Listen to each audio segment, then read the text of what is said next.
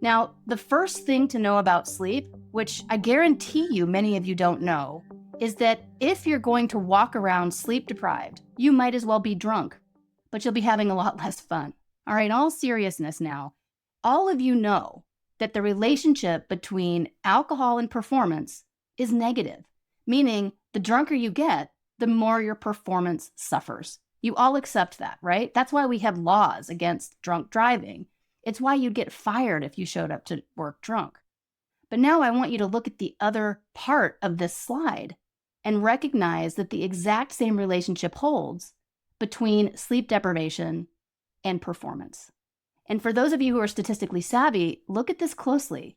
You'll see that the slope of that line for sleep deprivation performance is actually a little steeper, meaning that's a more statistically significant correlation, which suggests that actually being sleep deprived is worse for performance than even being drunk. And I want you to consider this for a second, really let it in, because you would never dream of showing up to work drunk because you'd get fired. You'd never dream of driving to get your toddler at daycare drunk or your child at high school drunk. And yet we routinely do these activities, the most important activities in our lives, you might argue, in this sleep-deprived state. And while we have enough data and we have enough social awareness and cultural awareness in our societies to know that we shouldn't be operating while we're intoxicated, we should know that the same thing is true for sleep deprivation. We just haven't been able to get the message out yet. Most of us are sleep deprived. Frankly, that's true in North America. That's true across Asia. It's true across Europe. And in fact, that sleep deprivation that happens when you curtail your sleep by maybe an hour one night, 2 hours the next, over time, if you're not getting the sleep you need, that sleep deprivation turns into a debt that accumulates in the brain that you are going to pay back one way or another. So you may be some of the first people to know this, and I hope it's valuable because it's a scientific fact.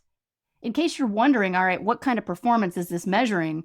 The initial original study back in the 90s looked at the relationship between sleep deprivation and driving in a driving simulator.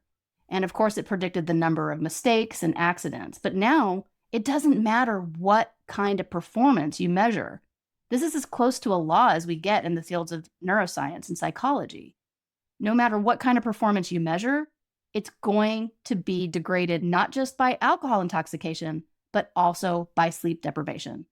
The final thing to note here about this slide is that this is just what happens to your brain across a single night of sleep deprivation. Don't even get me started on what happens if you do the more typical adult thing, which is to just not get quite enough sleep day in and day out. And while any of us can rebound from a patch of bad sleep, I get really worried when this day or two, maybe week, maybe month, maybe if a child, that wreaks havoc on sleep for a while. But I start to get awfully worried when these weeks or months turn into years, decades, and more, which happens to more people than I can count.